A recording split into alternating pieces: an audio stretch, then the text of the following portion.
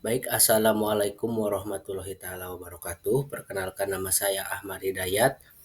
Saya jurusan Teknik Informatika semester 1. Saya akan mengerjakan tugas ulangan akhir semester, yakni mempresentasikan fungsi memori dan penjelasannya untuk mata kuliah OSK. Dan yang pertama, memori atau RAM. Dari sekian banyaknya komponen, memori komputer adalah piranti penting untuk menyimpan dan menganalisa data. Memori dapat dibilang sebagai komponen vital karena berperan menentukan kinerja dan performa perangkat komputer. Semakin kapasitas dan kecepatannya, maka semakin baik pula kinerja sebuah perangkat. Memori sendiri dikategorikan oleh sistem komputer berdasarkan tujuan dan kegunaan yang berbeda. Selain media penyimpanan, memori juga memiliki fungsi untuk menanggapi perintah dari pengguna.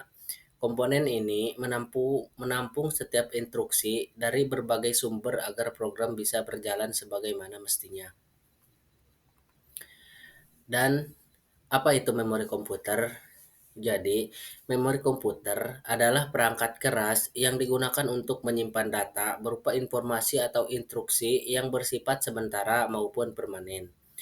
Memori merupakan kumpulan dari storage unit yang menyimpan data binary dalam bentuk bit.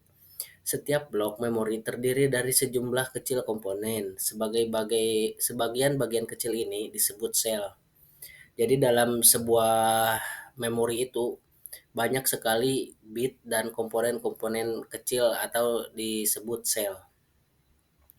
Berada di dalam sentral prosesor, unit CPU, memori menjadi komponen penting untuk mengoperasikan perangkat komputer.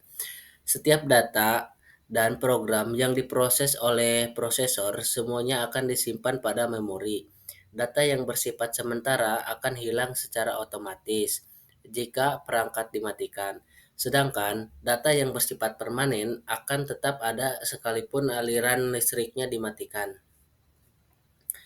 Dan selanjutnya cara kerja memori komputer. Di sini data dalam memori merupakan angka biner yang di-encode menjadi urutan-urutan tertentu oleh instruksi pemecahan informasi. Instruksi yang lebih kompleks nantinya bisa digunakan untuk menyimpan informasi gambar, video, suara, dan lain sebagainya.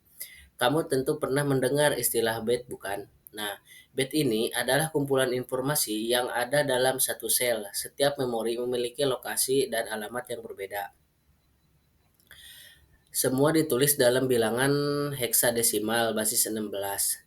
Lokasi memori selanjutnya akan dilacak oleh CPU hingga dilakukan proses pembacaan dan penulisan data. Selain itu, chip memori merupakan kapasitor dan transistor yang telah diatur dalam bentuk baris dan kolom.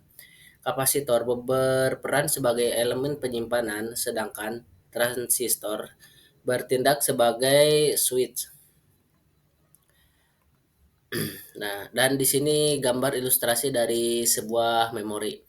Ada input dan ada output. Di sini CPU, ada prosesor, kontrol unit, RAM, ROM, dan memori. Jadi di dalam satu buah memori itu terdapat CPU, prosesor atau kontrol unit, lalu ROM dan RAM. Dan ROM dan RAM ini eh, cara kerjanya tuh dan fungsinya juga berbeda.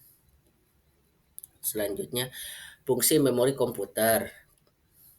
Memori komputer secara garis besar berfungsi sebagai sarana penyimpanan data, baik sementara maupun permanen.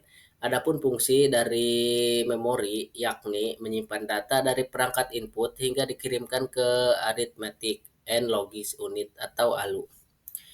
Menyimpan instruksi dari sebagian besar perangkat input dan sebagai media penyimpanan berkas penting yang berhubungan dengan operating system.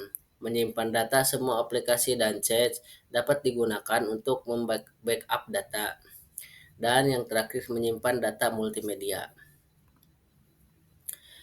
Fitur-fitur memori komputer. Berikut ini adalah beberapa fitur dari memori komputer dan yang selanjutnya lokasi memori. Lokasi memori atau fitur ini menandakan lokasi penempatan memori apakah berada di dalam internal atau di luar eksternal. Memori internal disebut juga sebagai memori utama karena dalam komputer memori misalnya memori utama, cache, register, sedangkan memori eksternal merupakan media yang menyimpan yang penyimpanannya berada di luar atau terpisah dari perangkat, misalnya USB, disk, CD, tape, dan lain-lain. Dan yang selanjutnya, kapasitas memori. Kapasitas memori merupakan salah satu hal penting dari memori komputer, baik internal, eksternal. Memori eksternal biasanya dalam bentuk bit, sedangkan memori internal berbentuk bit atau word. Semakin besar kapasitas memori, semakin bagus pula kinerja sebuah komputer. Jadi kinerja sebuah komputer ini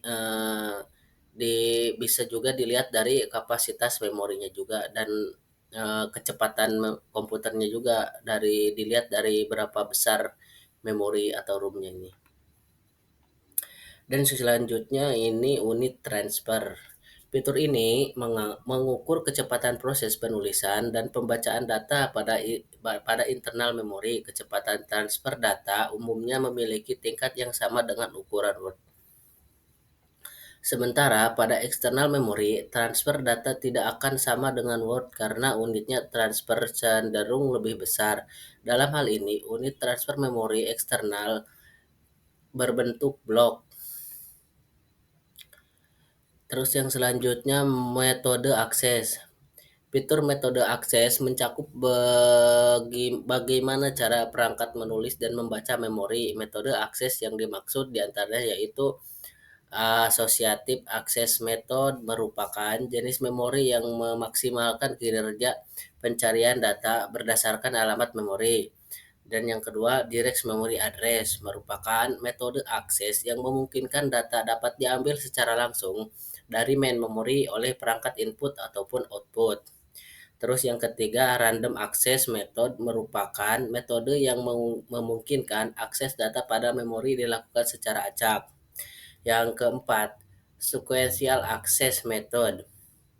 Metode ini di kebalikannya dari Random Access Method, informasi yang dibaca merupakan data yang sebelumnya telah disimpan secara berurutan pada memori. Selanjutnya kinerja memori. Secara umum, kinerja memori dibagi menjadi 3 bagian, diantaranya itu transfer rate, yang artinya merupakan kecepatan transfer data untuk mengirimkan memori ke perangkat eksternal ataupun internal memori sebaliknya. Yang kedua, memori Excel time, yakni total waktu yang diperlukan dalam mengakses blok pertama sebelum akses kedua dilakukan. Dan yang ketiga, akses time pada RAM. Akses time merupakan gambaran total waktu dalam proses membaca atau menulis data yang nantinya dikirimkan menuju memori. Dan yang terakhir, sifat memori. Fitur ini mewakili perilaku fisik memori, sebut saja volatile dan non-volatile memori. Nah, memori volatil merupakan daya untuk menyimpan data, contohnya adalah RAM. Sedangkan memori non-volatil menyimpan data secara permanen tanpa memerlukan daya listrik, contohnya adalah ROM. Nah, seperti yang saya bilang tadi, ROM dan RAM ini tugasnya berbeda. Nah, mungkin itu saja yang bisa saya sampaikan. Terima kasih. Wassalamualaikum warahmatullahi taala wabarakatuh.